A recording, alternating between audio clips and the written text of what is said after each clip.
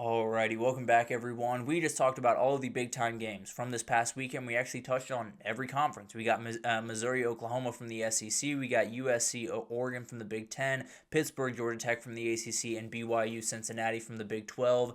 And now it's time to talk about some upset alerts. They're all over the place. And I didn't include all of them here. We will have plenty more games to talk about on Friday just because there's a couple that are really, really important in their conference that we got to talk about. Louisville, SMU being one of them, a number of group of five games that we got to get to. But for now, let's talk about some upset alerts that could happen.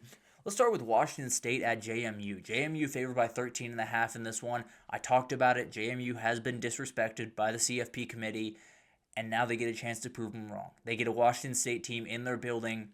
And look, beating a Washington State team is not going to give you massive, massive respect in that committee room. Dominating them might just give you a little bit of respect. So let's see what happens here. Washington State, has been a weird kind of frisky team the entirety of the year. They're very flawed. They're all over the place pretty much the entirety of the year. The offense doesn't hit some weeks, then it goes for 40 points other weeks. The defense pretty much always struggles until they play Oregon State. So JMU walks in just absolutely needing this one, and I think you need to flex a little bit, and I really think you will. I don't think this offense from Washington State is all that elite. I love the approach that Bob Chesney has, and we'll talk about him probably in coaching searches here pretty soon, but love JMU here. A 4 out of 10, I think, is fair. I think there's just a weird enough spot to where Washington State could come in there and make something happen. I think JMU's a little bit pissed off, and I think they want to send a message. I think JMU wins this game. I'll put a 4 out of 10 just to make it a little bit more interesting over there in Harrisonburg. Number 18, Michigan, goes on the road to Maryland, favored by 13.5 as well in this one. This is a really interesting one because Michigan put together, weirdly enough,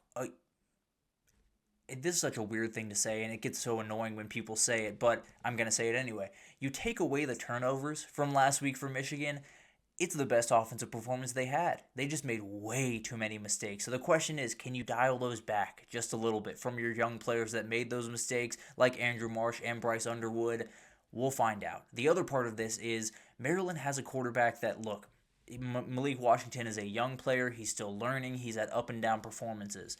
Kids with that level of talent are always capable of the game where it's just on, where everything is just rolling. We saw it with JKS when he played Louisville a couple of weeks ago. It just worked. Everything was just going the way that he wanted it to. That can happen for a guy like Malik Washington. That can happen for a lot of elite quarterbacks around the country, or a lot just very talented quarterbacks around the country. The problem is the Maryland defense probably won't have much of an answer for Jordan Marshall in this game. They're 111th in rushing yards allowed per game. He's playing elite football, is Jordan Marshall. I don't think they're going to be able to slow him down. I think this one is interesting. I do think Michigan is able to get the win, but this is that college football spot where Michigan's been building up to the game for the last couple of weeks. They know they just have to win out to give them 60 minutes to see if they can go to a playoff.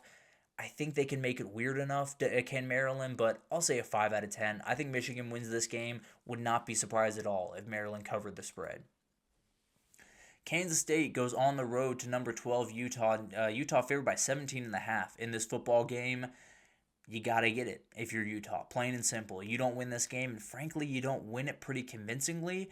I think you might be in a little bit of trouble with all those teams right behind you, and you have a Miami team behind you that gets a team like Pitt later in the season that could be a big time win by that point. But again, for this game, it's just dangerous enough. Utah's run defense has struggled really all year a number of ways.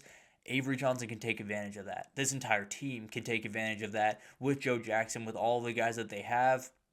There's just one of those games where Kansas State has the ability to slow this thing down just a little bit, limit possessions, make one mistake from Utah be the difference maker in this game.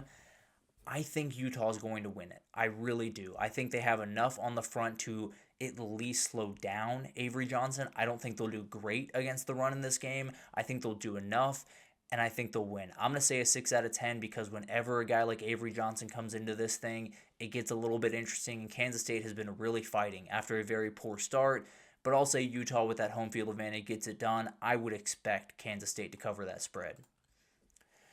Kentucky at number 14, Vanderbilt, 9.5 spread on this one. Maybe a little bit lower than some people would expect with this Kentucky football team, but they're ripping the ball around right now. Cutter Boley is a very dangerous player right now, kind of like what we just talked about with Malik Washington. That kid has this in him. It's just one of those days where everything is rolling. When the ball comes out of his hands, it feels very confident. It goes exactly where he wants it to. I don't know if it's going to happen in this game. It very well could happen in this game. But Vanderbilt comes in knowing you got to win out to have a shot, and your big one is next week. Kind of like that Michigan one we just talked about. Are they looking forward to that rivalry game against Tennessee just a little bit too early, and Kentucky can clip them? Because Mark Stoops has come very close to clipping a couple of teams this year. Hasn't quite gotten one. Now, rolled Florida. I should give him respect for that. But at the end of the day, hasn't quite gotten one of these big time upsets that he is keen to get pretty much every year. They usually happen at Kroger Field, though. I'll put a 7 out of 10 on this one. I really do have a ton of respect for Cutter Boley. I think he is a dangerous player and can do some really dangerous things in this football game, but I tend to believe Vanderbilt finds a way to win this one and moves on to a Tennessee game that you got to win to get into the CFP.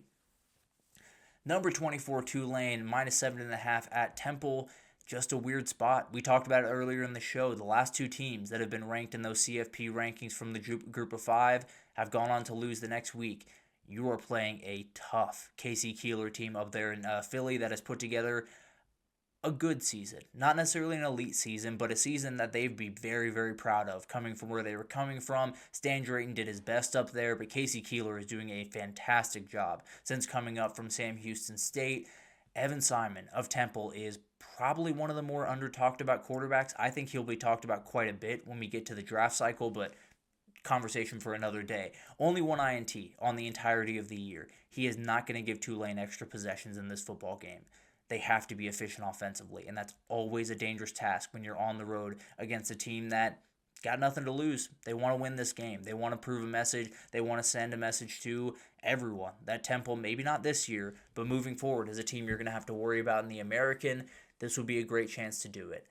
Tulane's played with fire a couple of times. I like Evan Simon. Jay Ducker, their running back, is a very, very talented kid. I think it's an 8 out of 10. I think it's a very interesting spot. I think Tulane could lose this game. I don't expect them to, but it's a very dangerous spot against a Casey Keeler team that's still looking for that massive marquee win. I think they might get it this weekend. And then Arkansas goes to Austin this weekend. Number 17 Texas waiting for them, an 8.5-point spread on this game. It's obvious. Texas comes in limping after getting an absolute beating over there in Georgia. Now, I heard Cole Kublik talk about this, and it kind of clicked for me as well. I don't think they got physically beat as much as they had in the past couple of games against Georgia. They got out-schemed pretty badly.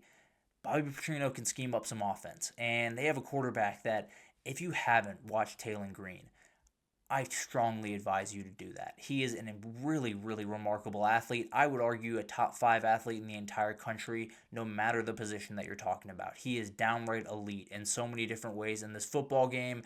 The other side of the ball is far from that. Texas offense should be able to have a day against this Arkansas defense. Arch Manning has been playing really good football over the last month or so. I think he's going to be able to have a great game in this one. Now, 1 or 2 misses from the offensive line, 1 or 2 sacks, 1 sack where he doesn't see it coming and he fumbles, the game totally changes. So this is very much on the table. This is a 9 out of 10. There's no doubt about that. When you have an offense that's that dangerous, when you have a guy like Taylon Green that can do the things that he does, and a team like Arkansas that hasn't quite gotten that big-time upset this year, this is a dangerous spot. There's no doubt about that. No Anthony Hill Jr. as well for Texas in this football game. Broke his hand against Georgia. Very interesting game to watch.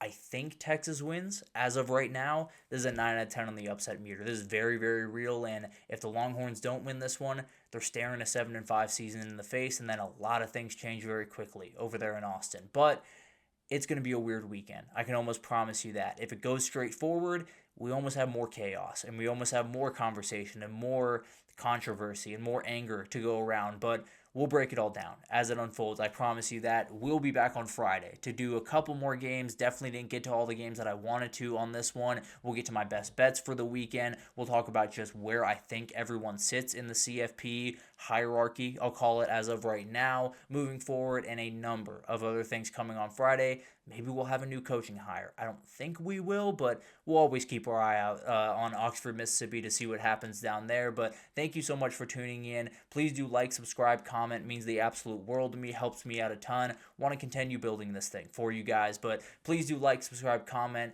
and I'll be back on Friday to break down what I have to assume is going to be a busy couple hours in the world, or busy couple of days in the world of college football. Thank you so much for tuning in, and I'll see you guys on Friday.